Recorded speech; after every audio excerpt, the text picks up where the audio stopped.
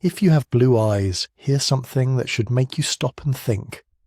Every single person on Earth with blue eyes, all 600 to 800 million of them, can trace that trait back to one person, one individual, one genetic accident that happened somewhere between 6,000 and 10,000 years ago.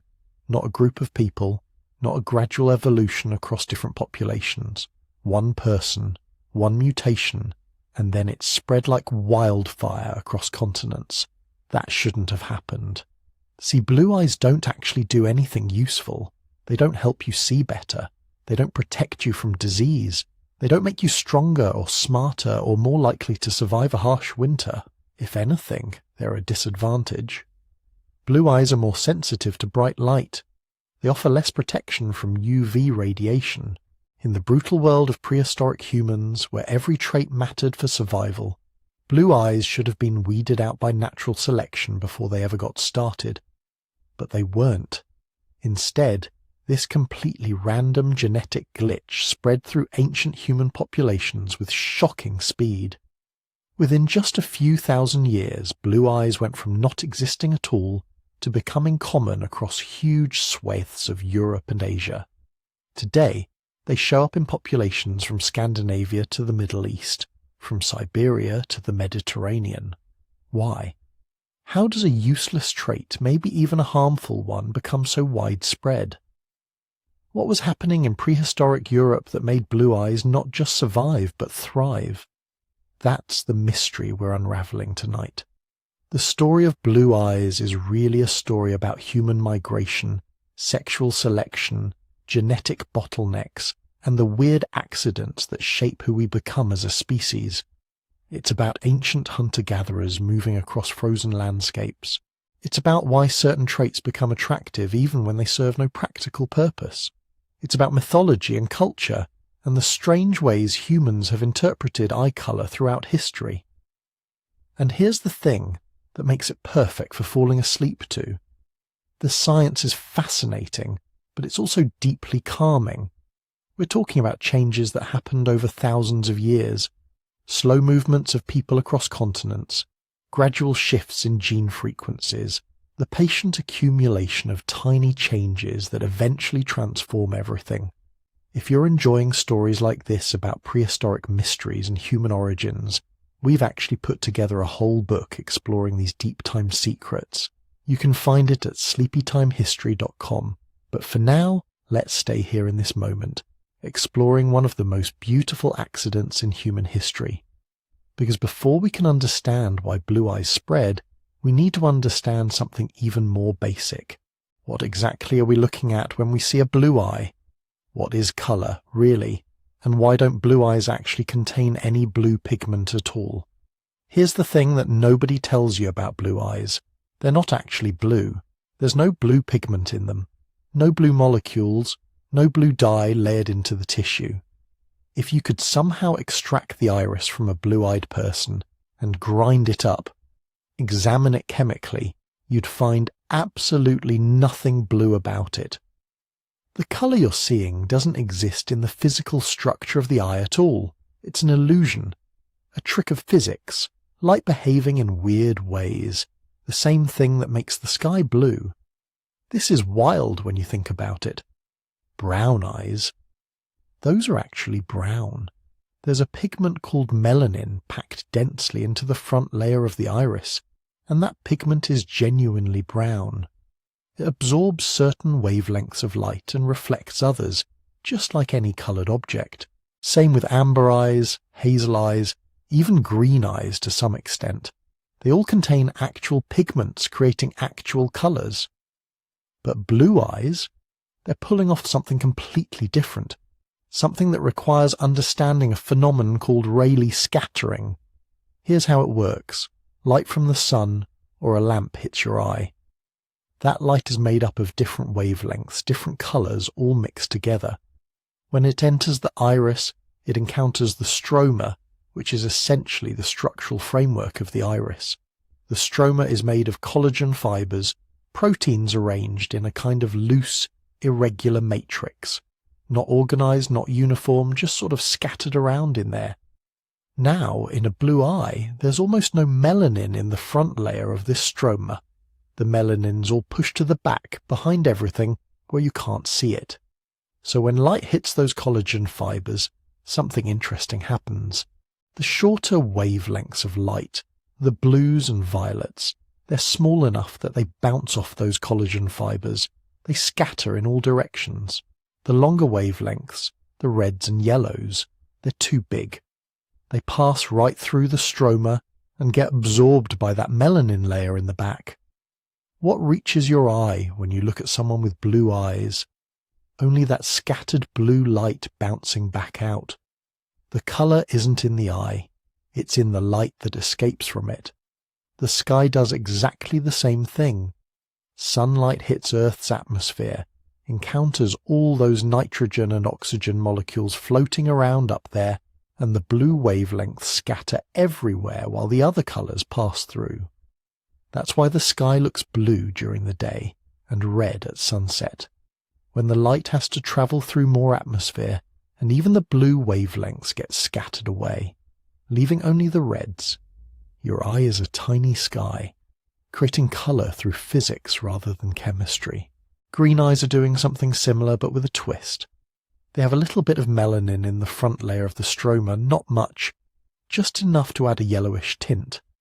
That yellow combines with the blue scattering effect, and your brain interprets the result as green. It's like layering a yellow filter over blue light. Same physics, different outcome. Brown eyes shut the whole thing down. Pack enough melanin into that front layer, and it just absorbs everything. No scattering, no tricks. Just straightforward pigmentation doing what pigment does. But blue eyes are relying entirely on structure, on the spacing between collagen fibers, on the absence of melanin in exactly the right places. Change the density of those fibers even slightly, and the colour shifts. Some blue eyes look almost grey because their collagen structure scatters light just a bit differently. Others look almost violet in certain lighting conditions. This makes blue eyes incredibly rare in the natural world. Most animals that have colour in their bodies, they're using pigments, actual molecules that are actually coloured. Structural colour exists, but it's unusual. You see it in butterfly wings, where microscopic scales create iridescent blues and greens through light interference rather than pigmentation. Morpho butterflies in the rainforest, their wings are actually transparent and brown, but they look electric blue because of how their wing scales are structured. You see it in peacock feathers. Those brilliant blues and greens aren't pigments. They're created by microscopic crystal structures in the feather barbs that scatter light just like the stroma in a blue eye. If you ground up a peacock feather and looked at it under a microscope, you wouldn't find any blue molecules. Bird eggs sometimes use structural colour, so do some fish scales. Certain beetles create metallic colours through microscopic layers that interfere with light waves. But in humans, we're almost entirely pigment-based. Our skin colour, our hair colour, even most eye colours, they all come from melanin doing its straightforward chemical thing. Blue eyes are the exception, the one place where human biology stumbled into the physics trick that butterflies and peacocks have been using for millions of years. And it all happened because of one person. One mutation that broke the melanin production system in exactly the right way. Not too much, not too little. Just enough to turn a human iris into a tiny piece of sky. So who was the person who made this happen? Who was the first human being to look up at their child and see their own eyes reflected back in a colour that shouldn't exist? We know it happened. That's not speculation. In 2008, a team of researchers at the University of Copenhagen, led by a geneticist named Hans Eberg, published something extraordinary. They'd been tracking blue-eye genetics across multiple generations, analysing DNA samples from blue-eyed families in countries as far apart as Jordan, Denmark and Turkey. And they found something that shouldn't be possible if blue eyes had emerged multiple times independently. Every single blue-eyed person they tested carried almost the exact same genetic sequence at one specific location in their DNA. Not similar, not kind of close, nearly identical. The variation between blue-eyed individuals at this genetic location was so minimal that it could only mean one thing. They all inherited it from the same person. One individual, one mutation, one moment in time when brown eyes suddenly became physically impossible in that person's children. The mutation sits right next to a gene called OCA2. This gene is basically the master control for melanin production in your body. It's what determines whether you're going to make a lot of melanin or a little, whether it's going to be dark melanin or lighter melanin, where in your body it's going to be concentrated. Mess with OCA2 directly, and you get serious problems. People with certain OCA2 mutations have albinism, almost no melanin production anywhere in their bodies. They need serious protection from sunlight. Their vision is usually impaired because melanin plays an important role in eye development. But the blue eye mutation doesn't touch OCA2 itself. It hits a different gene called HERC2 that sits right next to it. HERC2 is what geneticists call a regulatory gene. It doesn't make melanin. It controls whether other genes, including OCA2, get turned on or off. The mutation created something like a dimmer switch. It doesn't shut down melanin production entirely. It reduces it specifically in the front layer of the iris during fetal development, while leaving melanin production everywhere else pretty much normal. People with blue eyes still have melanin in their skin, in their hair, in the back layer of their irises. It's just that front layer, that stroma we talked about, where production gets turned way down. This is incredibly precise. You're talking about a regulatory mutation that affects one specific tissue in one specific part of the body during one specific window of development. Evolution doesn't usually work with this kind of surgical precision. Most mutations are sloppy. They break things completely, or they do nothing at all. But this one landed exactly right. It created viable, healthy humans who happen to have structurally different eyes. The Copenhagen team managed to date the mutation by looking at genetic diversity around it. The idea is simple. When a new mutation appears, the DNA sequence immediately surrounding it is identical in everyone who inherits it. But over time, other small mutations accumulate in that surrounding region. The more time passes, the more variation you see. By measuring how much variation exists around the blue eye mutation and comparing it to known mutation rates, you can estimate how long ago it appeared. Their conclusion? Somewhere between 6,000 and 10,000 years ago. Maybe as recently as the Bronze Age.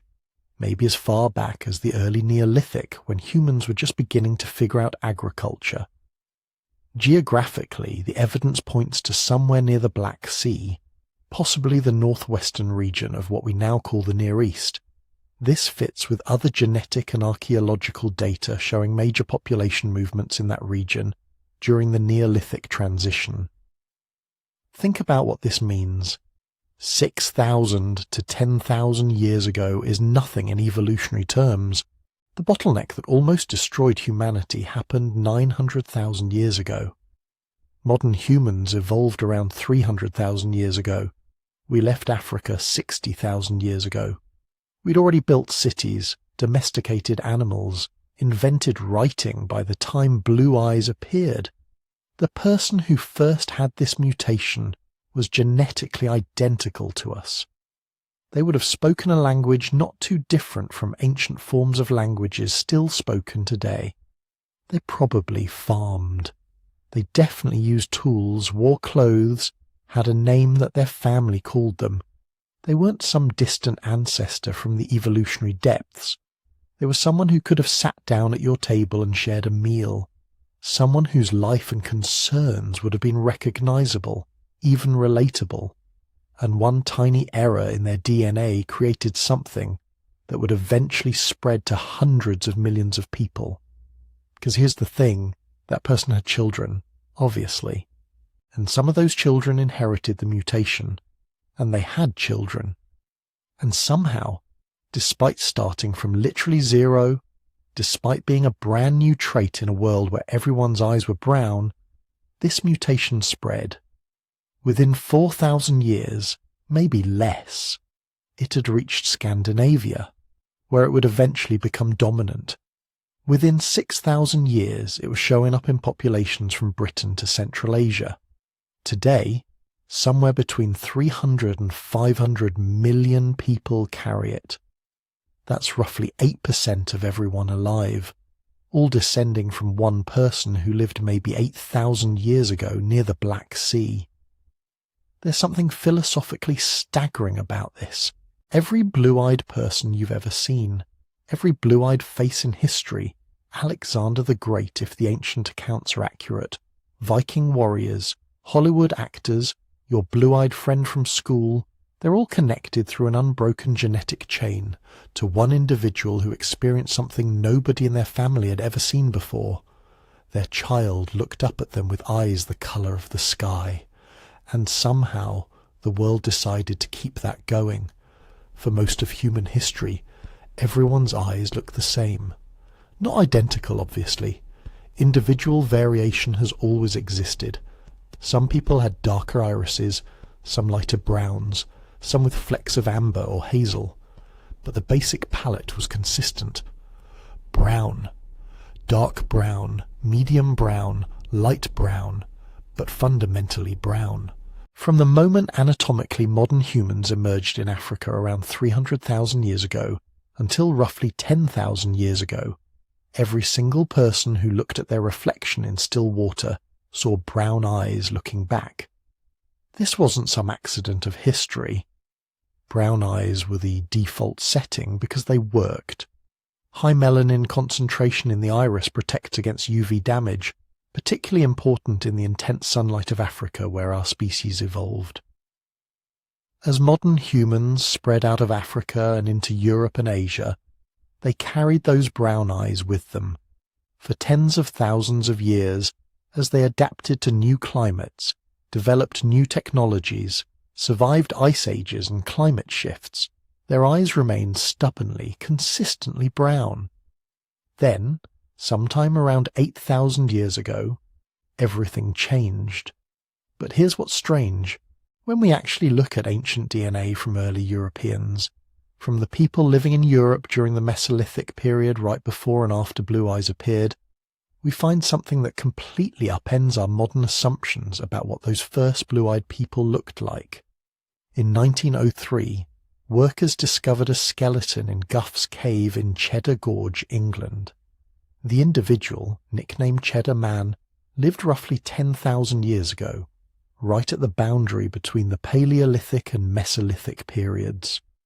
For over a century, reconstructions depicted him as light-skinned, fitting our expectations of what ancient Britons should look like. Then, in 2018, researchers managed to extract and sequence his DNA. The results were startling. Cheddar Man almost certainly had blue eyes, but his skin was dark, probably close to the complexion of modern sub-Saharan Africans. His hair was likely dark and curly. He would have looked completely unlike modern Europeans, but he definitely had blue eyes. He wasn't an outlier. La Braña Man, discovered in Spain and dated to about 7,000 years ago, showed the same combination. Blue eyes, dark skin, dark hair. Other Mesolithic hunter-gatherer remains from across Europe tell the same story. These people had been living in Europe for thousands of years, long enough for the blue-eye mutation to appear and spread through their populations, but they hadn't yet developed light skin. This challenges everything we intuitively assume about the package deal of European appearance. We think of pale skin, light hair and blue eyes as evolving together, as a matched set of traits that emerged simultaneously as humans adapted to northern latitudes. But the genetic evidence says something completely different. These traits evolved independently, at different times, driven by different selective pressures. Blue eyes appeared first, for reasons we're still trying to understand.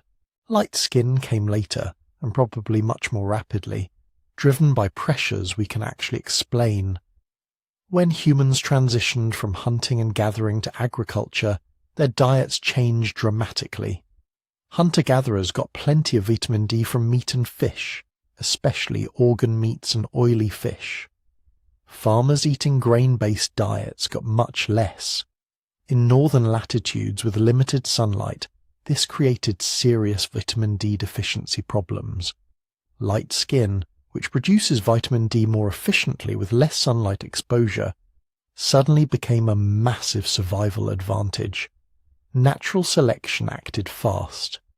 Within maybe 3,000 to 5,000 years, European populations went from nearly universally dark-skinned to predominantly light-skinned.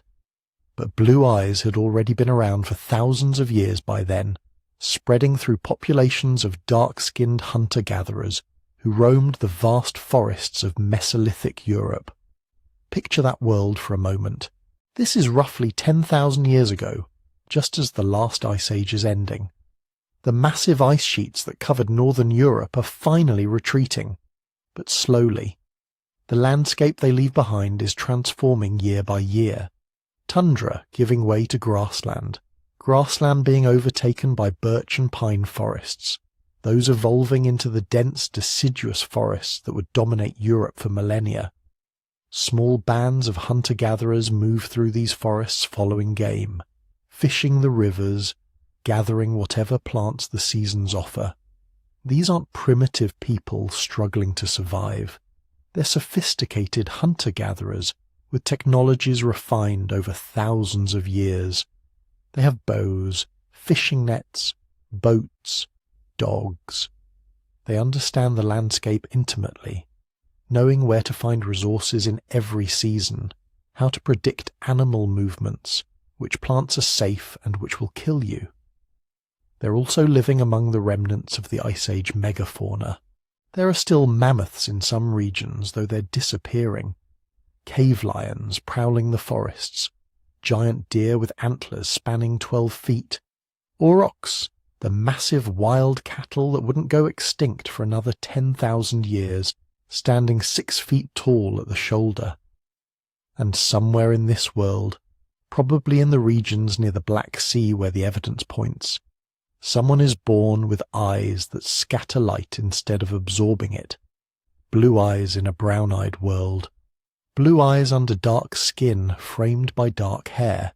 Their family probably noticed. You'd have to. But whether they thought it beautiful, strange, frightening, or unremarkable, we'll never know. What we know is that it didn't stop them from surviving, from finding partners, from having children who inherited those same light-scattering eyes. And somehow, slowly, those blue eyes began spreading through the small bands of dark-skinned Europeans who had no idea they were about to become the ancestors of hundreds of millions. So here's the real puzzle. If blue eyes began as a single genetic accident in one person, why didn't they just vanish? Most mutations do. In the quiet arithmetic of evolution, random genetic changes are usually either useless or harmful. Harmful ones tend to get wiped out quickly. Neutral ones drift around for a while, flicker through a few lineages, then disappear when a carrier fails to have children or when a small group dies out by chance. Only a tiny fraction ever become common. Yet this one did. The mutation that removes brown pigment from the iris, that turns eyes from dark to blue, spread so widely that today it's found in hundreds of millions of people.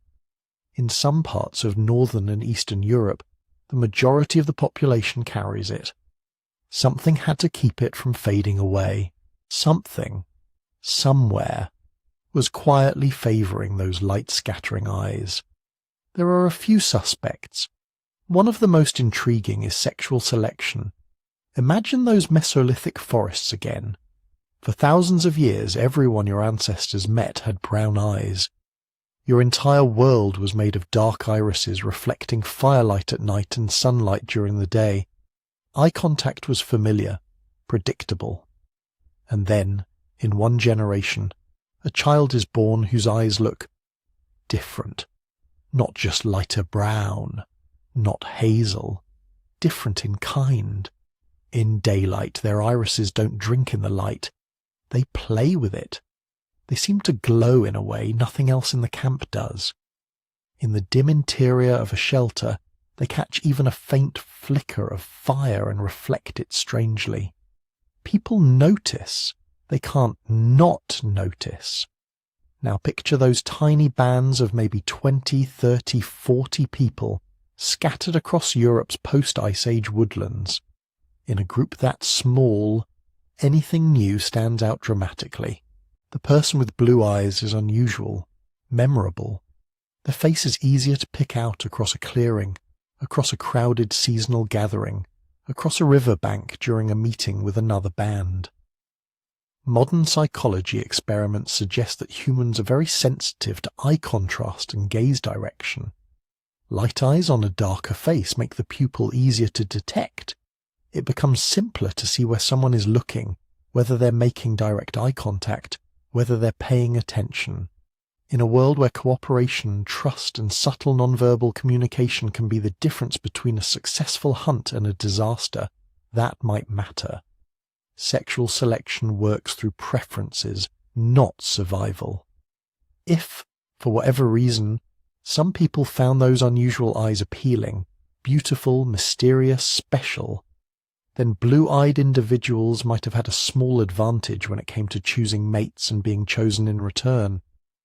Not because they were stronger or faster or healthier, simply because more people wanted to be with them. You don't need everyone in the population to share that preference. You just need enough people, over enough generations, for blue-eyed individuals to have a slightly higher chance of passing on their genes. Even a very small bias, repeated over thousands of years, can amplify a trait dramatically. And then there's the rare advantage idea, which makes this even more interesting. In a world where every eye you've ever seen is brown, a blue eye is not just different, it's rare. Our brains are wired to pay attention to rarity. The unusual fruit on the tree, the unexpected pattern on an animal, the new tool shape no one has seen before. Rarity can create its own magnetism. Anthropologists studying modern societies notice that traits which are uncommon can sometimes become desirable simply because they signal uniqueness. In small, closely connected groups, being distinctive can be a kind of social capital. People remember you. They talk about you. They notice when you're around. In that setting, blue eyes could act like a natural spotlight. The person who has them might seem more intriguing, more noticeable as a potential partner, more likely to be remarked upon in stories, songs, gossip. Even if only a fraction of those impressions translate into actual mating choices, the effect compounds. But sexual selection isn't the only possibility. There's another powerful force in evolution that doesn't care about beauty at all. Genetic drift. Drift is what happens when chance does the work.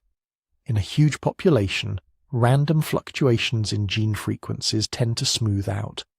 But in very small populations, the kind humans lived in for most of their history, luck matters. A lot. Take a founder group. Maybe 80 people strike off into a new valley or cross a land bridge or push along a newly opened coastline. Suppose, purely by chance, that 10 of them carry the blue-eye mutation. If that group grows and spreads from that small starting base, the traits they happen to carry become common in the descendant population, not because those traits were especially useful, but simply because they were there at the beginning. Over thousands of years, as bands split, move and resettle, these founder effects can play out again and again. A trait that started as a random mutation in one person can become characteristic of an entire region, purely through repeated rounds of drift and founding. This means that, in theory, blue eyes might have become widespread in Northern Europe, even if they were completely neutral, neither helpful nor harmful. They could have piggybacked on the waves of migration and expansion that followed the end of the Ice Age. There's another angle too, one that ties blue eyes into a bigger story about light, latitude, and the chemistry of sunlight in human skin. The vitamin D hypothesis. By the time agriculture took hold in Europe, light skin was under strong selection in northern latitudes. Less sunlight means less ultraviolet radiation, which means less natural vitamin D synthesis in the skin. Populations eating grain-based diets with limited access to vitamin D-rich foods suddenly had a serious problem. Rickets in children, weakened bones, complications in childbirth. Lighter skin, which allows more UV to penetrate and boosts vitamin D production, became a major survival advantage. Natural selection favoured any genetic changes that reduced melanin in the skin. The blue eye mutation itself doesn't directly affect vitamin D synthesis. It changes how pigment is produced in the iris, not in the rest of the body. But genetics is rarely simple. The gene region associated with blue eyes, OCA2/HERC2, sits inside a larger network of genes that influence pigmentation more generally. It's possible, though not definitively proven, that the genomic neighbourhood around the blue eye mutation was riding along with other, more strongly selected changes related to skin and hair. In other words, once northern populations were under pressure to become lighter skinned for vitamin D reasons, certain chunks of DNA that included the blue eye variant might have been carried along for the ride. Some researchers also wonder if reduced melanin overall, including in the eyes, might have had subtle side effects in low-light environments. Perhaps slightly improved sensitivity to changes in ambient light in long, twilight hours, or altered circadian rhythms at high latitudes with very long summer days and long winter nights. These are speculative ideas, not settled science, but they remind us that traits rarely evolve in isolation. Bodies are integrated systems. Change one piece, and others can be nudged as well. So which of these explanations is right? At this point, no one can say with certainty. The genetic evidence tells us when and roughly where the key mutation arose. It tells us that every blue-eyed person today can trace that colour back to a single ancestor. It shows us how quickly blue eyes became common in certain regions. But it doesn't hand us a neat single-cause story. The most likely answer is that there wasn't one reason. There were many. A rare mutation that happened to be strikingly visible in small, tightly knit bands. Subtle mate preferences that, over thousands of years, gave blue-eyed individuals a tiny reproductive edge. Founder effects and genetic drift scattering that mutation, and sometimes concentrating it as people moved and resettled. Later, broader selection on pigmentation as humans adopted new diets and lifestyles in northern climates, indirectly boosting the frequency of nearby genetic variants. Layer upon layer, no grand plan, just the tangled, slow, half-blind creativity of evolution, working with whatever material history happened to provide. What matters for our story is this. Blue eyes were never guaranteed. They could easily have vanished with one unlucky generation, one hunting accident, one epidemic in a small camp beside a river that no longer exists. But they didn't. They persisted. They spread. They hitched rides on migrations, on marriages, on the quiet choices of who sat a little closer to whom when the nights were cold and the fires burned low. And as humans kept moving, out of the forests of Mesolithic Europe, into new lands, new cultures, new myths, those pale eyes went with them, carrying their improbable history into a wider world. The blue eye mutation didn't stay put. It couldn't. Humans don't. From the moment our species emerged, we've been moving, following herds, chasing seasons, drifting along rivers and coastlines, pushing into new valleys and new shores, and once that tiny change in the OCA2/HERC2 region existed, Once it had survived those early generations in scattered Mesolithic bands, it began to ride those movements like a passenger. To trace its journey, we have to follow 3 great waves of people across the map of the Old World. The first wave belongs to the last true hunter-gatherers of Europe. Mesolithic Europe was a mosaic of forests, rivers and coasts, gradually thawing from the grip of the Ice Age. Glaciers retreated north. Tundra turned to woodland. Lakes formed in the footprints of melting ice sheets. Across this changing landscape, small groups of hunter-gatherers moved with the seasons, exploiting rich fishing grounds, tracking red deer and wild boar, gathering nuts and berries. We now know, from ancient DNA taken from their bones, that many of these Mesolithic Europeans had dark skin, dark hair, and surprisingly often blue eyes. It's a combination that would look unusual to us today, because in the modern world we tend to associate light eyes with light skin. But evolution doesn't care about our associations. The blue-eye mutation spread through these early foragers long before the strong selection for pale skin in northern Europe had fully kicked in. Generation after generation, as bands split and moved, as some settled around rich river valleys and others hugged the coasts, that single ancestral variant drifted with them. It showed up in a child born in what is now Spain, another in what is now Luxembourg, another by a lake that would one day be called Karelia. Most of Europe at this time was still relatively empty by modern standards.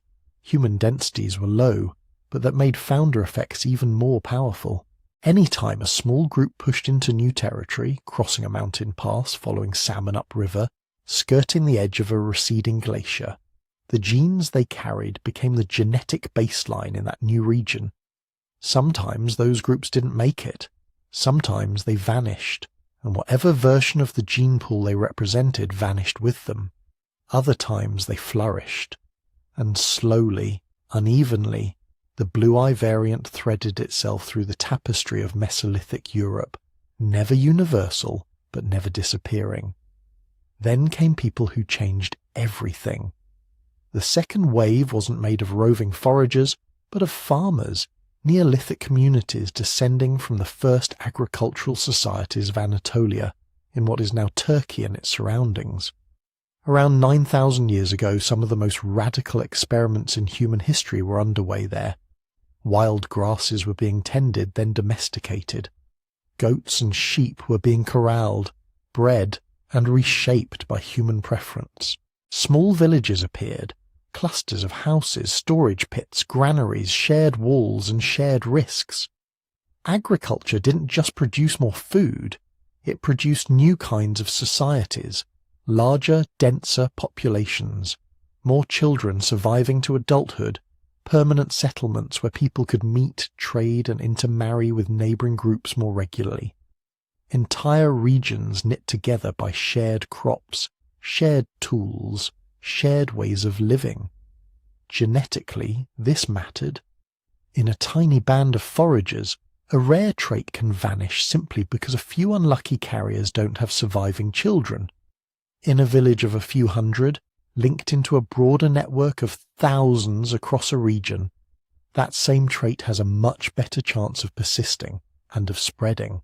As Anatolian farmers began to push into Europe, moving along the Danube valleys, crossing the Aegean in simple boats, creeping up through the Balkans, they brought with them not just wheat, barley and livestock, but their own genetic signatures, darker eyes, different pigmentation patterns, new immune system variants. For a time, the continent held two very different populations living side by side. Hunter-gatherers, with some blue eyes among them, living in familiar forests and coasts. Farmers, mostly brown-eyed, arriving with ceramics, domesticated animals, and an entirely new relationship to the land. They didn't just glare at each other from opposite sides of a valley. They interacted. They exchanged goods, knowledge, and eventually genes. In many places, the farmer's way of life gradually took over, simply because it could support more people. fields replaced wild meadows, forests were cleared, villages multiplied. But those old Mesolithic lineages didn't vanish completely. Ancient DNA tells us that in some regions, especially in northern and western Europe, hunter-gatherer ancestry remained woven into the population for thousands of years. With it, the blue-eye mutation slipped quietly into these growing Neolithic communities, now backed by the numbers and stability to help it persist and expand. And then a third wave arrived, riding horses across the grasslands.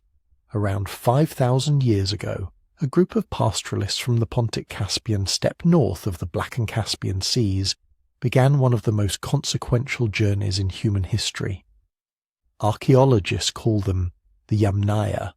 They lived in wide, open landscapes where the horizon felt endless. Their wealth was measured in livestock. They buried their dead in earthen mounds, kurgans, scattered like low hills across the steppe. They had wagons, harnessed animals, and perhaps more importantly, an emerging culture of mobility.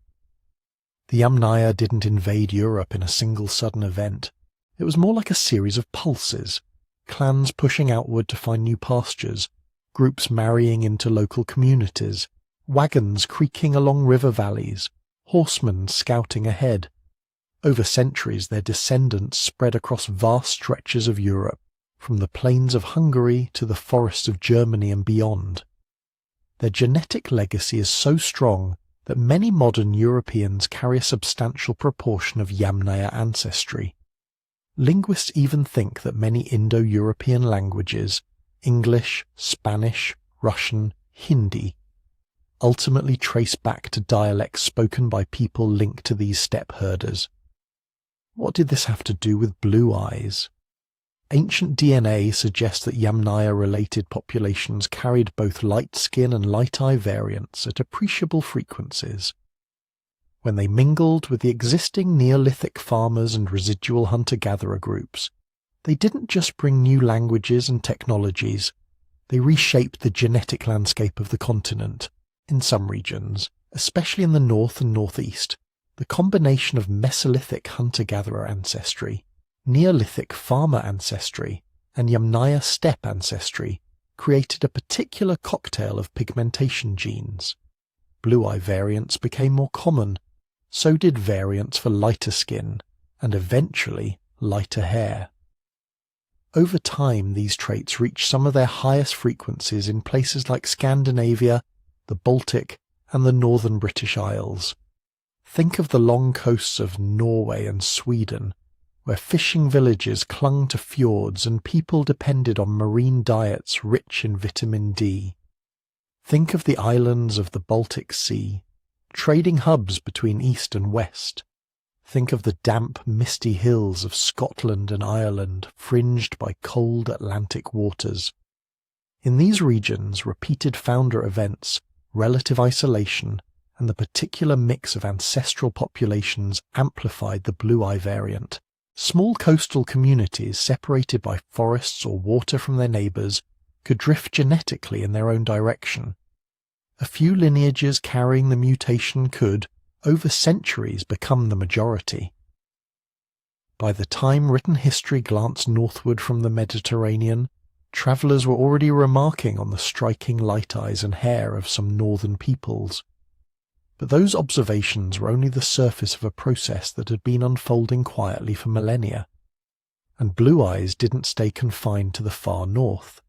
They show up, surprisingly, in other places too. Among some Berber groups in North Africa, where oral histories and genetic evidence alike hint at ancient connections across the Mediterranean, Phoenician traders, Roman colonists, medieval movements, and perhaps even older exchanges with peoples from southern Europe. In pockets of the Middle East, where millennia of empire, trade and conquest mixed people from Anatolia, the Caucasus, the Levant and beyond. In parts of Afghanistan and Central Asia, crossroads of the Silk Roads, where migrations from the steppe, from Persia, from South Asia, and from further west intersected again and again. In all these regions, you can still occasionally meet someone whose eyes carry that same ancient signature. Light scattering through a pigment-poor iris, revealing the grey-blue of structural colour rather than the depth of melanin. Not because they're from Europe in any simple modern sense, but because deep in their ancestry, threads connect back to the same ancient sources: Mesolithic foragers, Neolithic farmers, steppe pastoralists, people who moved, met and had children long before borders and nations existed. Blue eyes are a reminder that human history is not neat lines on a map. It's overlapping waves, hunter-gatherers in quiet forests, farmers building the first villages, horse riders crossing grass seas under huge skies. Each wave carried genes forward. Some faded away. Others, like that single mutation in OCA2/HERC2, survived every turn in the road. From Anatolian plains to European river valleys, from the Black Sea steppe to Baltic shores, from North African mountains to Central Asian passes, those pale eyes kept travelling, glimpsed briefly in countless lives, closing each night, opening each morning, looking out at new landscapes under the same old sun. By the time blue eyes had threaded their way through these wandering populations and settled into higher frequencies in the north, people weren't just noticing them as a physical quirk. They were starting to tell stories about them. Imagine you're a trader from the Mediterranean world, used to faces framed by dark hair, dark brows, dark eyes. You step off a creaking boat in some cold northern harbour. The wind bites. The light feels strange, paler, thinner, reflected off water and snow. And someone looks back at you with eyes the colour of the sky. In a world without genetics, without an understanding of melanin or structural colour, that doesn't feel like biology. It feels like symbolism, like a message. So humans did what humans always do. They wove it into myth. In the north, among the people who would one day be called Norse, the highest gods were skywalkers and stormbringers. Odin, the Allfather, sat on his high seat in Asgard and watched the worlds. He sacrificed an eye at Mimir's well in exchange for wisdom, trading vision in the ordinary sense for sight in a deeper, stranger one. The myths don't freeze his eye colour for us the way modern fantasy art does, but later traditions and medieval descriptions often imagined gods and heroes with pale, shining eyes that reflected the cold northern sky, the winter sea, the colour of ice under cloud. When you live in a place where blue and grey dominate the horizon, it isn't hard to see why a person whose eyes mirror that landscape might feel uncanny. Like they carry a piece of the sky in their skull, like they see more than they should. That association between upward, airy realms and light-coloured eyes shows up again and again. Across Indo-European mythologies, the great gods of the sky and thunder, Zeus, Jupiter, Indra, Perun, are linked, not just to lightning and storms, but to clarity, vision, oversight. Even where eye colour isn't specified, the idea that the heavens watch, that they keep an eye on human affairs, is everywhere. In some later European folk traditions, people with blue or very light eyes were said to have a special knack for seeing spirits, reading omens, or seeing through lies. Their gaze could bless or harm, and that duality, eyes as both protective and dangerous, wasn't limited to the north. Turn south to the Nile. Ancient Egypt gave the world one of the most enduring eye symbols in history, the Eye of Horus. It wasn't blue in their original conception. It didn't need to be. What mattered was the idea of an eye as a vessel of power. Horus's eye is wounded in his battle with Set, then restored. It becomes a symbol of protection, healing, and divine surveillance. It warded off harm when painted on boats, carved on amulets, set into tombs. But Egypt wasn't sealed off from the rest of the Mediterranean. It was part of a web of trade, war, and exchange that included peoples with a wider range of eye colours: Libyans to the west, Levantine sailors to the east, Aegean visitors from across the sea. Later depictions from the broader region sometimes shade divine or royal eyes with blue pigment, not to document literal iris colour, but to link the gaze with lapis lazuli, with the sea, with the sky. Blue was costly. Lapis came from far-off mountains. To give a statue or painting blue in its eyes was to invest it with distance, with otherworldliness. Around the eastern Mediterranean, another idea also emerged and hardened, that a strong, unusual gaze could harm as well as help. The evil eye isn't a single belief, but a family of fears and practices stretching from Egypt and Greece through the Levant, Anatolia, North Africa, and eventually much further. The basic thought: certain people, often those who stand out by beauty, by status, by strangeness, can unintentionally or intentionally curse with a glance. Their envy, their intensity, their sheer difference leaks out through the eyes. In some traditions, particularly later Greek and Middle Eastern ones, pale or light-coloured eyes, blue, grey, very light green, were occasionally singled out as especially potent, especially risky.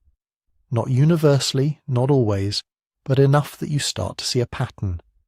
What is rare becomes charged. What's uncommon in a local population becomes spiritualized. So people responded the way they always do when they feel surrounded by invisible threats. They turned the symbol back on itself. They made blue-eyed charms, little glass amulets with concentric circles of white and dark and bright blue, staring out like stylized irises. Nazar Bonkü in Turkish, Mati in Greek, suspended over doorways, pinned to collars, hanging from rear-view mirrors in modern cars.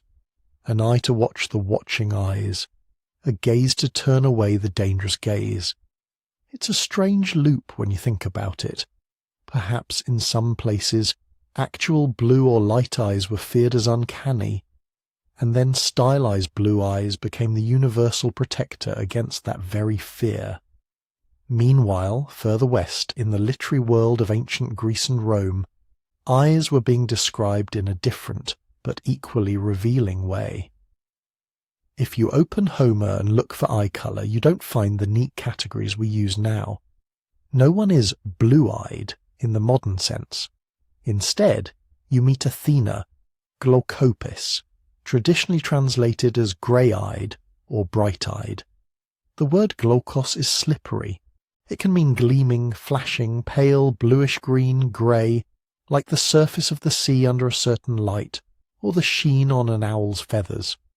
To call a goddess glaucopis isn't to say she has Pantone-certified grey irises. It's to say her eyes are sharp, luminous, unsettling, not like ordinary human eyes. Ancient colour terminology wasn't about strict wavelengths the way ours is. It was about quality, brightness, depth, matte or glossy, alive or dull. When poets called the sea wine dark, they weren't colour-blind. They were reaching for a felt comparison, the way light sinks into a stormy ocean the way it does into a cup of red wine. So when Greek or Roman authors occasionally mention eyes that are glaucos, or kyanios, dark blue, or melas, black, they're telling us less about exact pigmentation and more about how those eyes struck them. Hard, soft, deep, cold, shining. But underneath that, something else emerges, an awareness that eyes differ, that some are light and some are dark, and that those differences map onto character, mood, even divinity. Light, flashing eyes belong to goddesses of wisdom and war. Deep, dark eyes belong to heroes whose passions run hot. Clouded eyes signal death, or madness, or seer-like distance. And beyond the Mediterranean, on roads where languages changed every few days and caravans crept slowly across deserts and steppes, eye colour became a kind of shorthand for entire peoples. Chinese chroniclers described distant Western tribes with hair like fire and eyes like the sky. Roman writers talked about Gauls and Germans with terrible bright eyes. reflecting not just their physical appearance but Roman anxieties about northern ferocity. Later Arabic geographers and historians, encountering Slavic, Turkic or steppe peoples, sometimes remarked on their pale eyes as one more sign that they were ajnabi, strangers, outsiders, others. None of these observers knew anything about the OCA2/HERC2 region, about Mesolithic foragers, about Yamnaya herders riding out under broad skies. They only knew that some faces looked familiar and some did not, that some gazes blended into the crowd and some cut across it. So they turned those differences into stories. Sometimes stories of wonder, blue-eyed barbarians as giants, as almost mythical, as fierce children of the cold. Sometimes stories of glamour, pale-eyed foreigners imagined as exotic, erotic, magnetic. Sometimes stories of suspicion, eyes that did not look like ours, were eyes to be watched, managed, distrusted. In all of this, blue eyes, and other light eyes, were slowly being loaded with meaning far beyond anything encoded in the DNA itself. They were becoming symbols, symbols of the sky and the sea, of gods who watched and judged, of spirits who protected or cursed, of foreigners at the edge of the known world, of beauty, of danger, of otherness. Those meanings didn't stay locked in scrolls and amulets. They lingered, drifting down through folklore and religion, through medieval chronicles and Renaissance portraits, into the modern era. And in time, some of those old associations, sky-coloured eyes as signs of divine favour or as markers of a special, separate people, would be twisted into something darker, turned from myth and poetry into ideology and hierarchy. The same trait that once made travellers whisper about eyes of the gods would, in some hands, become a supposed proof of superiority. That turning is where our story goes next. By the time Europe and its colonies slid into the 19th century, those old stories about strange eyes at the edge of the world hadn't vanished. They had just changed costumes. The age of myth faded into the age of measurement. Telescopes, microscopes, careful lists of plants and animals. People started classifying everything, from beetles and birds to skull shapes and skin tones. The urge to sort and rank that had once belonged to gods and heroes moved into lecture halls and laboratories, and into that new world, eye colour quietly followed. Doctors and naturalists began noting that some regions seemed to have more light eyes, others more dark. They drew maps, they took measurements, they tried to fit a gradient of human faces into tidy boxes called races. Some of this was genuine curiosity, some of it was naked politics, much of it, in hindsight, was pseudoscience dressed up in Latin. Writers like Johann Friedrich Blumenbach, Arthur de Gobineau, and later a whole crowd of race theorists began taking simple observations. These people often have lighter eyes, those people often have darker eyes, and inflating them into grand hierarchies. Light skin, light hair, light eyes were quietly, then loudly, associated with intelligence, self-control, civilization. Darker features were pushed down the invented ladder. None of this was grounded in genetics. Genetics as we know it didn't even exist yet. Gregor Mendel was still quietly counting peas in a monastery garden, but it didn't matter. The story was too useful. Industrial empires needed a way to explain and excuse conquest, slavery, and extraction. So, race science supplied it. Phrenologists measured skull bumps. Anthropometrists catalogued nose angles and brow ridges. Eye colour slipped easily into this schema as one more alleged sign of inner worth. Light eyes became, in some European writings, a shorthand for northern, Teutonic, masterful. Dark eyes for southern, oriental, primitive. These words weren't neutral. They were soaked in value judgments. The gaze that had once been seen as uncanny or divine was being recast as a marker of supposed biological destiny. By the early 20th century, this thinking hardened into something even more dangerous: eugenics. Eugenics took the language of heredity, stripped it of nuance and turned it into a program. If traits were inherited, the argument went, then societies could improve themselves by encouraging the right people to reproduce and discouraging, or forcibly preventing, the wrong people from doing so. In the United States, Britain, Germany, the Nordic countries, and elsewhere, eugenicists wrote pamphlets and laws. They drew charts of desirable and undesirable traits.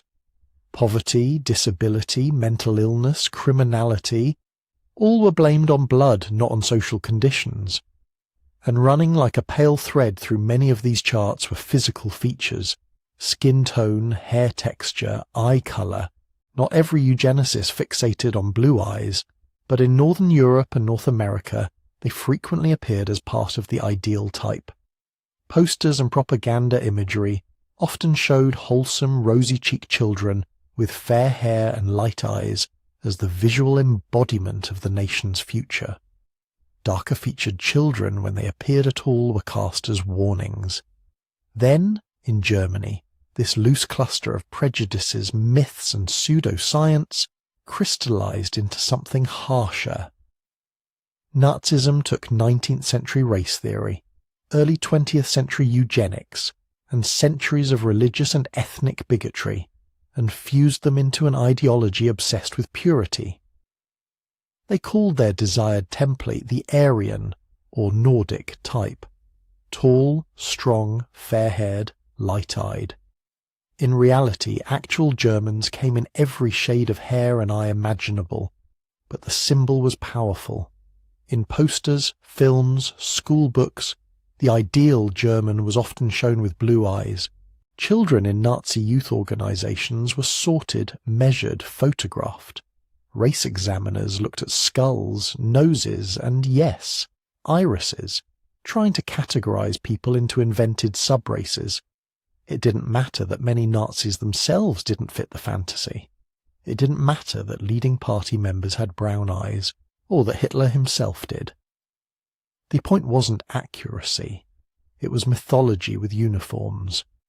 Blue eyes became, in this propaganda, a sort of visual password, a quick, obvious sign that someone might belong to the imagined in-group. Jews, Roma, slaves, and countless others were cast as fundamentally other, regardless of their actual appearance. But when they did happen to have light eyes, it only underlined the absurdity of the categories. Real genetics, when it finally emerged as a rigorous science, never supported any of this. But the ideology didn't wait for data. Race laws were written, people were sterilized, families were broken apart, millions were murdered. And somewhere in that bureaucratic machinery of horror, eye colour, this delicate scattering of light through layers of tissue, was being recorded on forms and files, weighed as evidence for or against someone's right to belong, to live. After the war, when the full extent of Nazi crimes became known, the word eugenics curdled. Overt race science lost its respectability, but the ideas didn't evaporate overnight. They lingered in subtler assumptions, in beauty standards, in jokes about good genes, in unspoken hierarchies of whose features were praised and whose were pathologized. Modern genetics, when it finally caught up with the questions people had been asking all along, told a very different story. Instead of tidy, separate races, it revealed gradients and overlaps. Most human genetic variation sits within populations, not between them. Two people from the same village can be more different genetically than one of them is from someone on another continent. Eye colour turned out to be a perfect illustration of this. Blue eyes do not belong to a single race. They never did. That original mutation in the OCA2/HERC2 region likely arose in a single individual somewhere around the Black Sea region, or its broader neighbourhood, long after modern humans had already spread widely. From there, carriers moved. They intermarried, They had children. Those children moved again. The variant rose in frequency in some places, stayed rare in others, drifted, spread, mixed.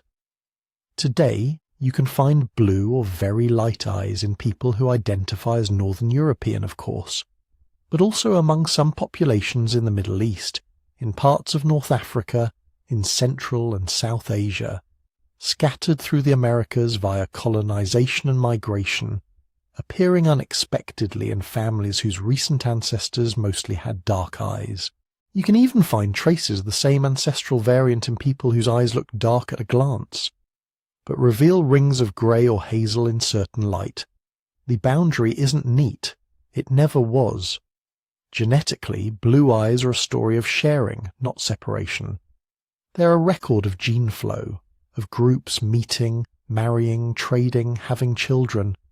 The fact that this one mutation shows up in so many different ethnic and cultural contexts is evidence not of isolation, but of connection.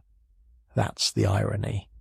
The very trait that was once held up as proof of purity is in reality a living archive of mixture, of ancient wanderers crossing rivers and mountains, of villages visited, alliances made, strangers welcomed in. When you look at a pale iris and think northern, you're seeing only a thin slice of its history. That colour is the end point, for now, of thousands of journeys your eyes can't trace unaided. Which brings us to a quiet responsibility. We live at a time when we can peer into DNA, map ancestry, trace mutations back tens of thousands of years. We know, better than any generation before us, how shallow the visible differences between humans really are, and how deep our shared origins run. But knowledge doesn't automatically prevent misuse. The same curiosity that leads someone to send off a spit sample for a genealogy test can, in darker moods and movements, be twisted back toward old obsessions. Who is pure? Who belongs? Whose traits are better? So the task isn't just to understand genetics, it's to hold that understanding in the right frame, to remember that beauty, a particular eye colour, a particular pattern of freckles, a particular curl of hair, is not a rank or a badge.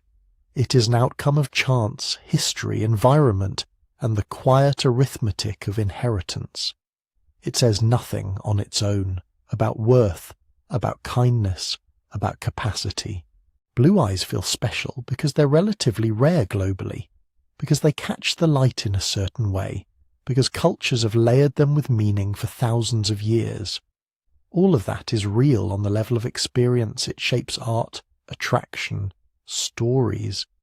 But as a biological fact, they are simply one more variation in how humans can be human. If there is anything like magic in them, it isn't in the melanin or the lack of it. It's in the invisible web of migrations, encounters, and loves that had to happen in exactly the right sequence for that particular shade to appear in that particular person. Now, understanding that doesn't make the colour less beautiful. It makes it more so. And it opens the door to another question, one people have been quietly asking for a long time, in poems and whispers and glances. Why do we find certain eyes so captivating in the first place? Why does a flash of blue or green or deep brown feel like it can stop time? To answer that, we have to leave history for a moment and step into a different kind of inquiry, the science of attraction. The first thing to say is almost disappointingly simple. When psychologists actually sit people down, show them faces and ask, which one do you find more attractive? The answers are messy. In some studies, especially those done in Northern and Central Europe, participants show a slight preference for lighter eyes. In others, there's no clear winner.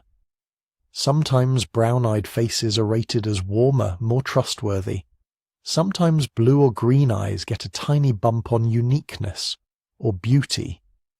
And in many parts of the world, when similar tests are run, eye colour barely registers as a factor at all, compared to things like facial symmetry, expression, or even hairstyle. So if there is any universal law of attraction written in our eyes, science hasn't found it yet. What the data do suggest instead is something subtler. We tend to like what looks familiar, or what looks slightly unusual against a familiar background.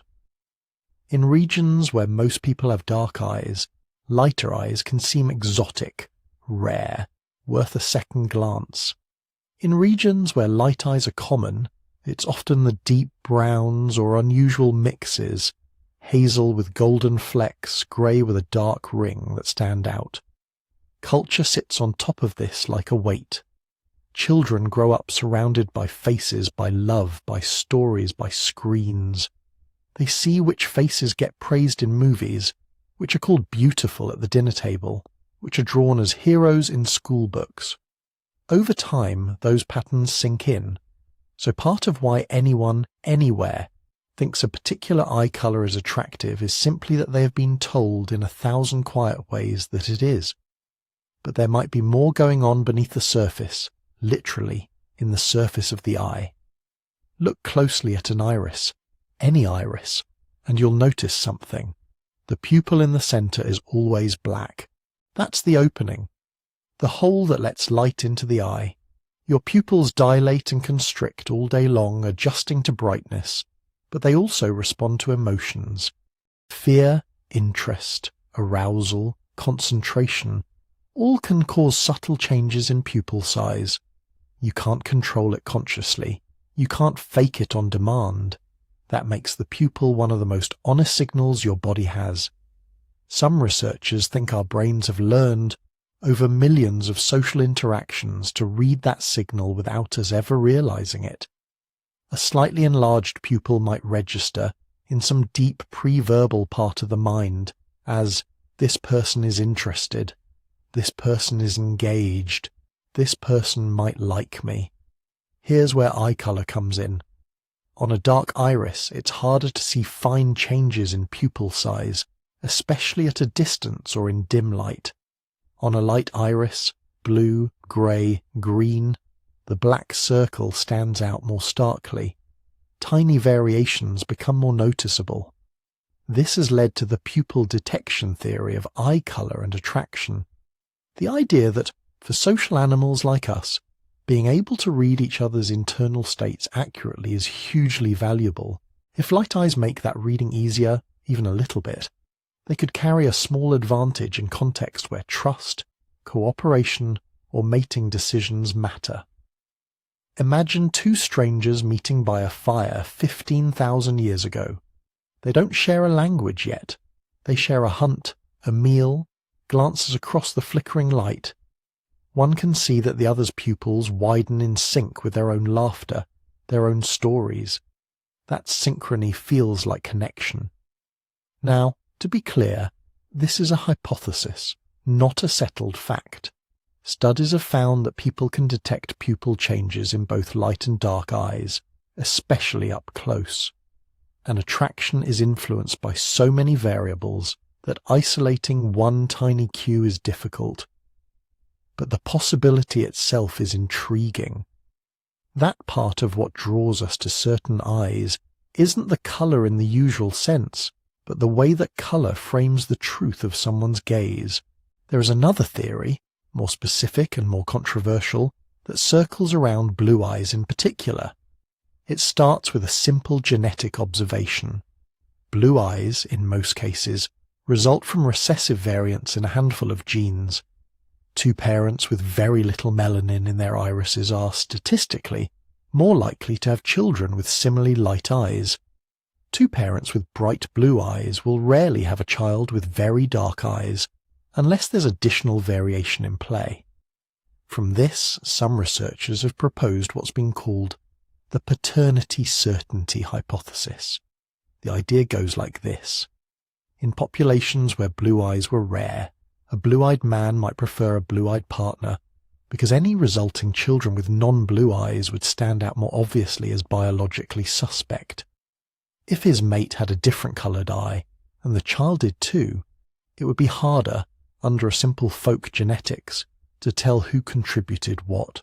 In this story, blue-eyed men are not just attracted to blue eyes because they think they're pretty. They are unconsciously making a calculation about future certainty. If she shares my rare trait, I'll be more confident the child is mine. Some lab studies have found that blue-eyed male participants do in fact rate blue-eyed female faces as slightly more attractive than brown-eyed ones, more so than brown-eyed men do. At first glance that seems to support the hypothesis, but there are problems. Modern people are not Paleolithic villagers. Our preferences are steeped in film, fashion and personal experience. Light eyes have been glamorized in European and American media for generations. Blue-eyed men and women might simply be internalizing narratives that say, people who look like you and like your family are beautiful. Beyond that, paternity is influenced by 1,000 social and emotional factors, not just iris color, and real-world data on mating, cheating and reproduction do not show clear patterns that would definitively support this kind of single-trait evolutionary story. So most scientists treat the paternity certainty hypothesis as an interesting possibility, not a demonstrated engine of human behavior, a thought experiment more than a verdict. While these theories swirl in academic journals, something very concrete has been happening in the world outside the lab, the global export of a particular beauty script. Throughout the 20th century, American and European films spread across the planet. Magazine covers, fashion shoots, pop stars and models appeared in cities far from where they were photographed. And disproportionately often, especially in earlier decades, those faces had light eyes. It wasn't a conspiracy, it was a feedback loop. Directors and advertisers in majority European societies chose what they thought looked striking or glamorous. Audiences got used to seeing those faces at the center of stories. Other industries imitated the look. Soon, in places where blue eyes were vanishingly rare, they were still the ones most often associated with wealth, fantasy, or dream lives. Camera lenses and lighting techniques added to the effect, making pale irises seem almost luminous on black and white film. Color photography exaggerated the contrast.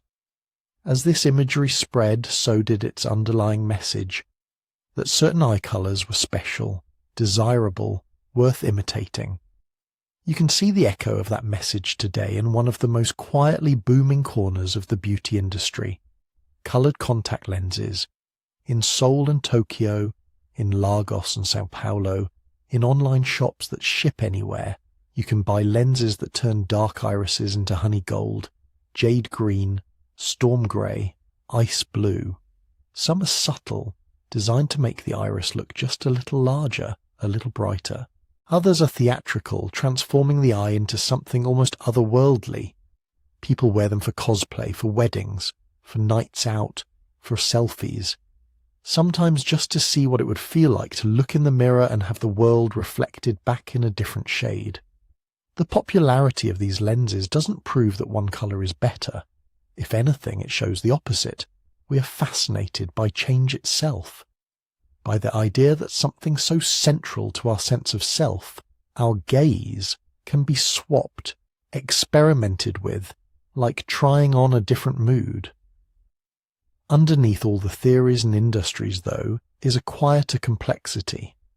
When anthropologists and psychologists look across cultures, they find enormous variation in what people say they prefer. In some societies, dark eyes are associated with depth and seriousness, light eyes with coldness or unpredictability. In others, pale eyes are linked with romance and mystery, dark eyes with strength and reliability. Some communities have no strong opinions about colour at all, focusing instead on the expressiveness of the gaze, how someone looks at you, rather than the pigment around the pupil. The more carefully you listen to people talk about attraction, the more slippery eye colour becomes as an isolated factor. A person might say, "I love blue eyes," but when pressed, what they often mean is, "I love the way they looked on this specific person I once knew, the way they lit up when they laughed, the way they caught the sunset on a particular day." We're back again to individuals, to memories, to context.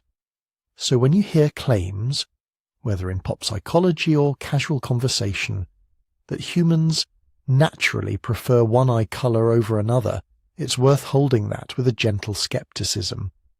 We're drawn to eyes because they are how we see the mind behind the face.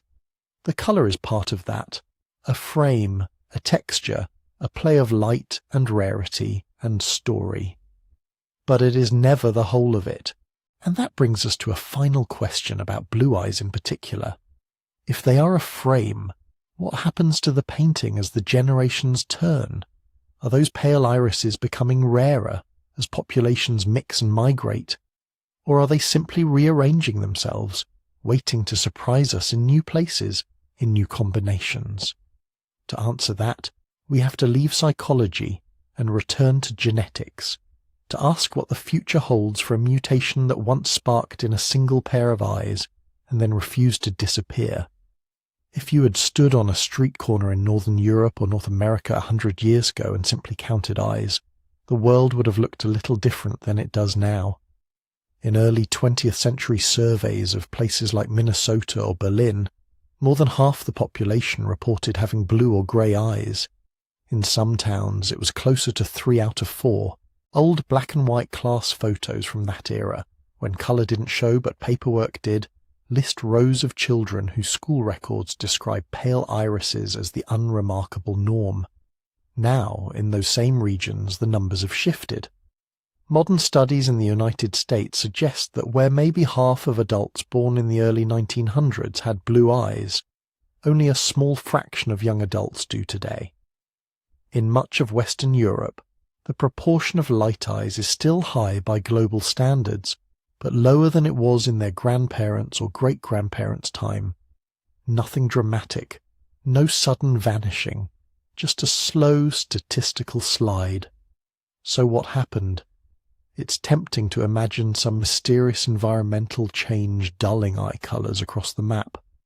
Some people even wonder if screens, diet or pollution are darkening eyes. But the explanation is quieter and much more ordinary. It lives in the way genes meet. Blue eyes for most people are the product of a particular version of a gene, an allele, that reduces melanin in the iris. That allele is recessive. To show itself, it usually needs to be present in 2 copies, one from each parent. In a population where most people have that allele twice, blue eyes spread easily. 2 blue-eyed parents almost always have children with light eyes. Even if a few brown-eyed people move in, the recessive version keeps pairing up with itself, generation after generation. Now imagine the last 100 years. Wars end, empires dissolve, planes crisscross the sky.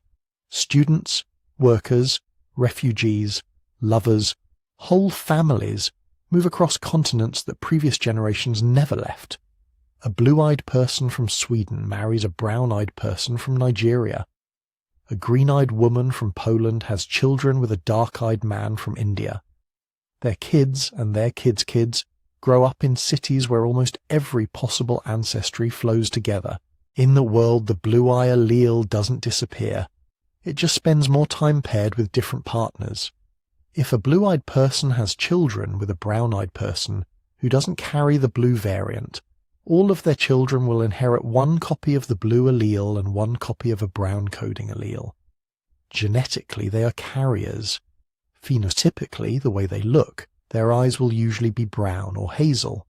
Generation by generation, as mixing increases, the chance that 2 carriers of the recessive variant meet and have children with 2 copies of it becomes slightly lower. The allele is still there, tucked away in DNA all over the world. It simply doesn't reach the specific combination it needs as often. This is what population geneticists mean when they say the frequency of a trait can fall even when the underlying allele stays common. From the outside, it looks like a colour fading from the crowd. From the inside, at the level of molecules, nothing is wrong. The book is still on the shelf. It's just not being opened on every page. Because of this, the popular fear that blue eyes are going extinct doesn't really match how evolution works in this case. Extinction, in a strict genetic sense, would mean the relevant allele is being removed from the population, weeded out by selection, cut away by some lethal disadvantage, or accidentally lost in very small groups through drift. That is not what we see. The blue eye variants, especially the well-studied one near the OCA2 and HERC2 genes, do not seem to be dangerous. They are not being systematically purged. They persist at high frequencies in many populations and low but stable frequencies in others. What is changing is the visibility of those alleles. In a more interconnected world, recessive traits of all kinds naturally spend more time hidden, in single copies, inside brown-eyed, green-eyed, or mixed colour-eyed people, rather than flashing themselves in clear blue across the iris. There's a small irony here. For most of human history, people had no way of knowing which recessive alleles they carried. You could guess maybe from your parents or siblings, but if your eyes were brown, and your parents were too, you might never suspect that deep in your DNA you held the genetic blueprint for icy blue. Now we can check. Direct-to-consumer genetic tests, those little tubes you spit into and mail away, have made this visible. Some companies include specific markers linked to eye colour in their reports. People open an app and discover that, according to their genome, they carry one blue eye allele and one brown eye allele. They look in the mirror, their eyes are clearly brown, and yet, genetically, they are half of the story that began with that ancient mutation on the shores of the Black Sea. If they have children with another carrier, someone whose own eyes might be dark, that recessive variant can suddenly meet its twin again. A blue-eyed child can be born into a family where no one remembers seeing that colour before. Cases like this show up again and again in ancestry forums and social media posts. Two brown-eyed parents in Brazil or Turkey or the United States share a photo of a baby with unexpectedly pale eyes, and then later a screenshot of their DNA reports showing that yes, both quietly carried the old allele. The colour seemed to skip generations. It didn't. It just waited. All of this means that predicting the fate of blue eyes is less like watching a candle burn down, and more like watching a pattern ripple through a woven cloth as new threads are added. And then there is a new possibility, one that previous generations never had to consider at all. If eye colour is, at its core, a matter of which variants in a handful of genes you carry, what happens when technology gives us the ability to choose those variants? Researchers are already using CRISPR and related tools to correct genes that cause serious diseases in cells, in animals, and, in some controversial cases, in human embryos. Eye colour is a far simpler trait than, say, intelligence or personality. The main molecular levers are relatively well mapped. In theory, a future clinic could offer parents the option to tweak an embryo's iris genes, turn the melanin down, adjust the scattering properties of the stroma, dial in a desired shade. Some kinds of cosmetic eye surgery already exist, procedures that change the colour of the iris in adults, often with significant risk. Genetic alteration would be more fundamental. It would not be a mask or a lens. It would rewrite the instructions from the start. The questions that raises are not really about optics. They're about values. If we normalise choosing eye colour, what other traits begin to seem fair game?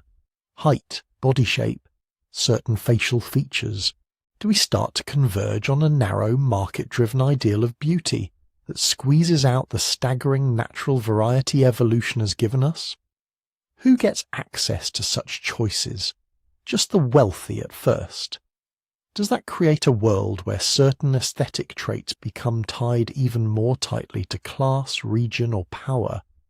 And what does it mean, on a quieter, more personal level, to look into your child's face and know that some of what you see there was not given by accident or ancestry, but selected from a menu?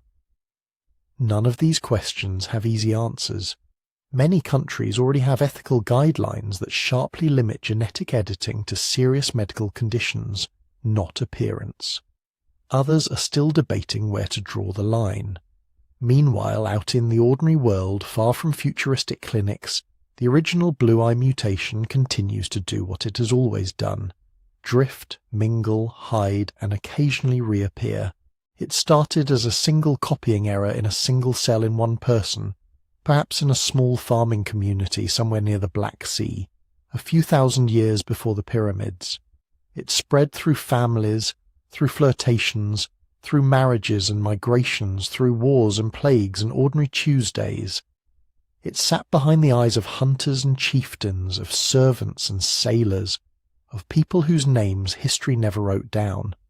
It crossed borders in the gaze of refugees and colonists and travellers who never knew they were carrying anything unusual at all.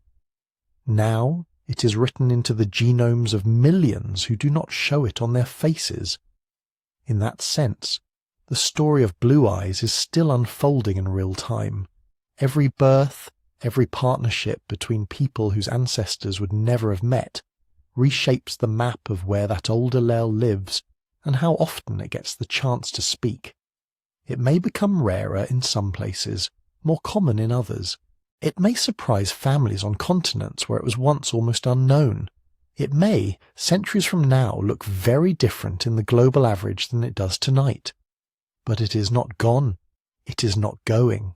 It is part of the living tapestry of human variation, a reminder that evolution is not just a saga of the distant past, carved in stone and bone, but a quiet, ongoing process inside each of us.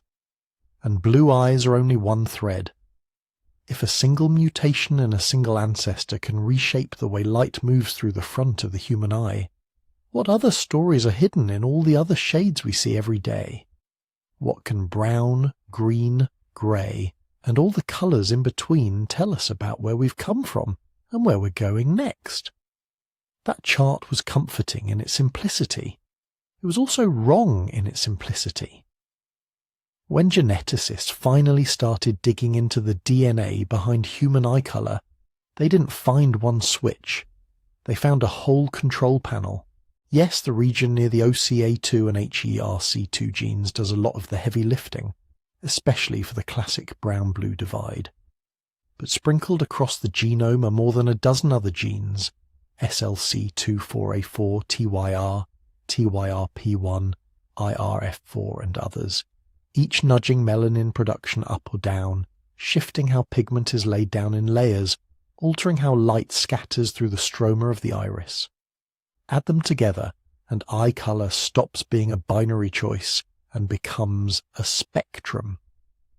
Green eyes, for example, are not halfway between blue and brown in any simple sense. They often arise when the main genes that would normally produce a very dark, melanin-rich iris are dialed down, but not all the way off. A modest amount of brown pigment mixes with yellowish lipochrome and the Rayleigh scattering that makes blue, and what reaches the outside observer is a desaturated, mossy or emerald tone. Hazel eyes tend to be even more layered. In many people, they are effectively two eyes in one, a ring of darker brown around the pupil where melanin production is higher, fading into a lighter, greenish or amber outer ring where pigment is sparse and scattering dominates. Different lighting conditions emphasize different layers, which is why hazel eyes can seem to change colour with the weather or the room. Amber eyes are something else again. They are not just light brown. True amber eyes often have a warm honey or copper cast caused by golden pigments in the iris stroma, rather than the deep chocolate of dense melanin. They sit almost halfway to the bright yellow of some animal eyes, a reminder that many of the molecules that colour our own irises are variations on the same biochemical themes used by cats, wolves, and owls. Grey eyes are another quiet oddity. For a long time, they were simply lumped in with blue, but detailed measurements suggest they often involve different scattering properties and subtle differences in how the iris fibres are arranged. In some grey eyes, Melanin is extremely low, as in blue eyes, but the collagen in the stroma is packed or oriented in a way that mutes the bright sky blue and shifts it towards slate, steel, or storm cloud tones. Other genetic variants may influence how much light is absorbed versus reflected at different angles, giving grey eyes that characteristic, almost metallic flatness. None of this can be captured by a single box labelled dominant or recessive. Instead, human eye colour behaves like what it is, a polygenic trait. Multiple genes, each with multiple variants, combining in slightly different ways in each person, generation after generation. The result is not a tidy handful of distinct categories, but a continuous field with clusters, brown, hazel, green, grey, blue, and countless subtle shades in between. Sometimes the system becomes even more visibly complex. Every so often you meet someone whose eyes don't match at all. One blue, one brown, one green, one hazel, or a single iris that's mostly one colour with a sharp contrasting wedge or fleck in another. This is heterochromia. At first glance it can look like fantasy or special effects, something a novelist would invent for a mysterious character. In reality, it's a side effect of how cells divide and differentiate. In many cases, heterochromia is caused by genetic mosaicism. Early in embryonic development, a mutation occurs in one cell that will go on to give rise to part of the iris but not the rest.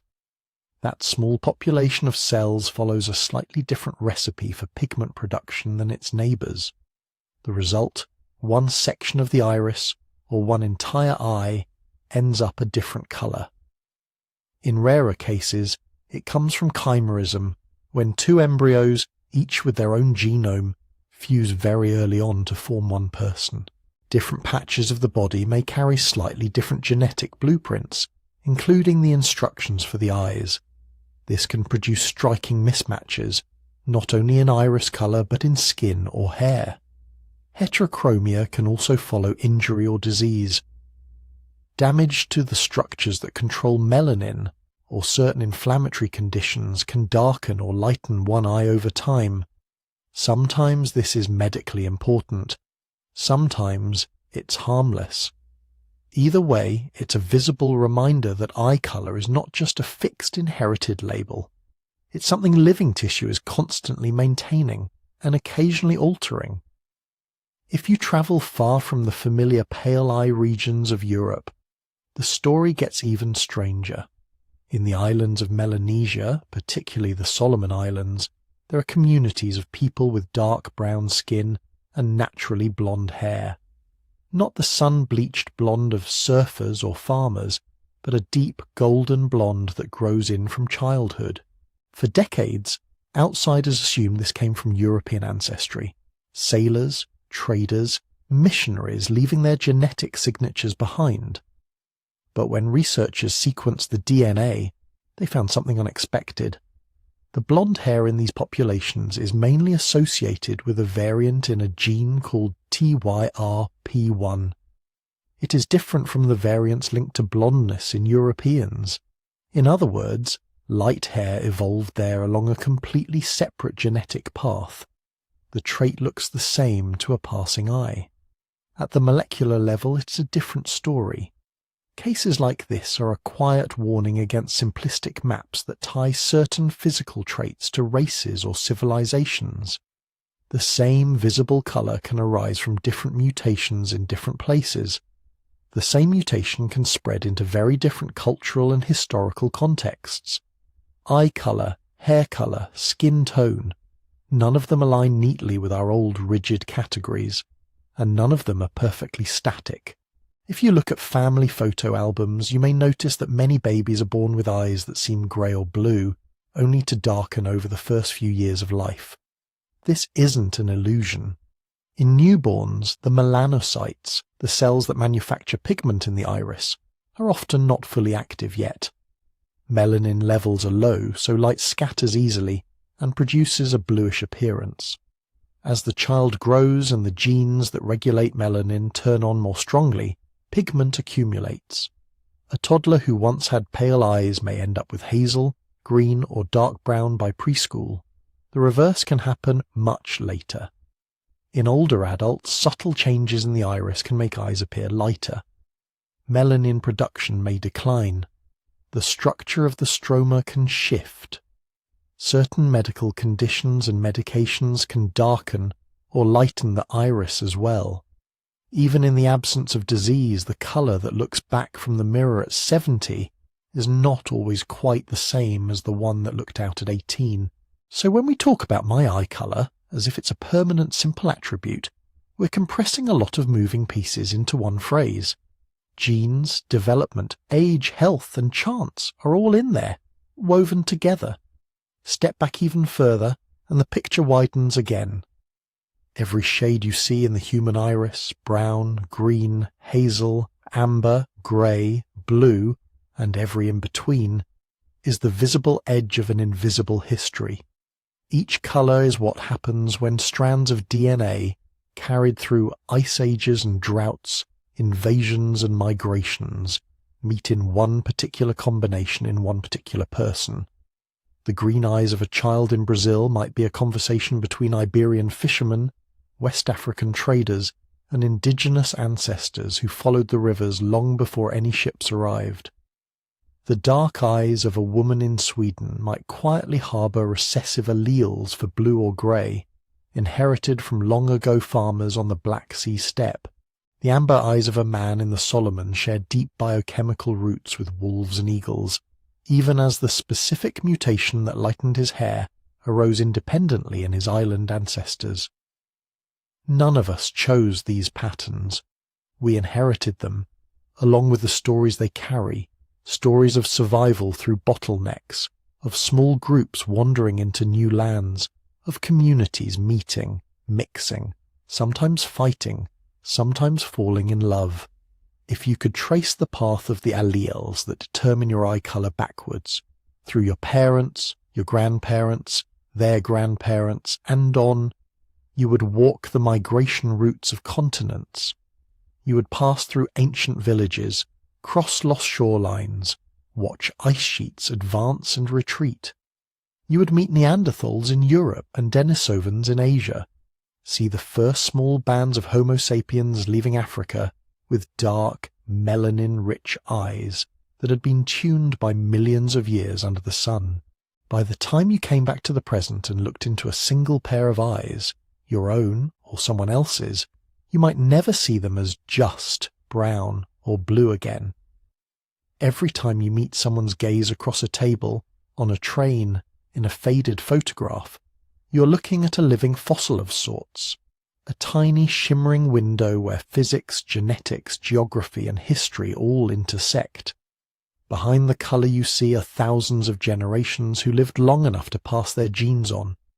Wars survived, winters endured, bonds formed around campfires, in marketplaces, under city lights, chance encounters that led to children and children's children, until, finally, that particular mix of alleles arranged itself in the cells of one developing iris.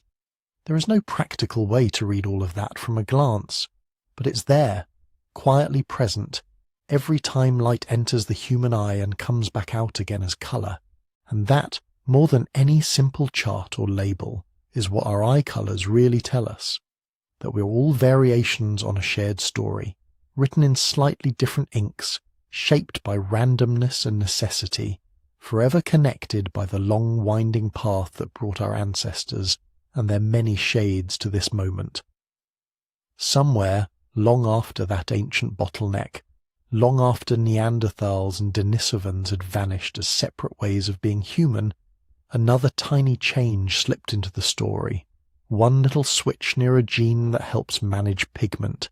It didn't alter our brains, or our hands, or our ability to make fire. It didn't rewrite the rules of survival overnight. It just turned down the melanin in the iris of a single person, living in a small community on the shores of the Black Sea. From that moment on, a new possibility existed. In this episode, we've followed that possibility outward in every direction. We watched how light and tissue conspire to make colour, how the physics of scattering turns a nearly colourless iris into sky blue, storm grey, sea green. We traced the mutation itself, not as destiny, but as an accident that could easily have vanished, and yet didn't. We watched it ride the great migrations, carried by herders and sailors, farmers and raiders, slipping quietly from village to village, pairing and repairing with other genes until it appeared in places its first owner could never have imagined. We saw how people noticed, how stories formed around unusual eyes, how gods were painted with them, how poets praised them, how in darker times ideologies tried to weaponize them, turning a harmless quirk of biochemistry into a banner of us and them. We looked too at attraction and preference, how some studies suggest that rare traits can become momentarily fashionable, tugging on deep circuits in the brain that evolved to seek novelty, without ever making one colour better than another in any ultimate sense. And then we step forward into the future, where birth rates change, populations blend, and the frequencies of all these alleles continue to drift. Blue eyes may become rarer in some regions, more common in others, diluted, reshuffled, re-expressed in ways no chart can quite pin down.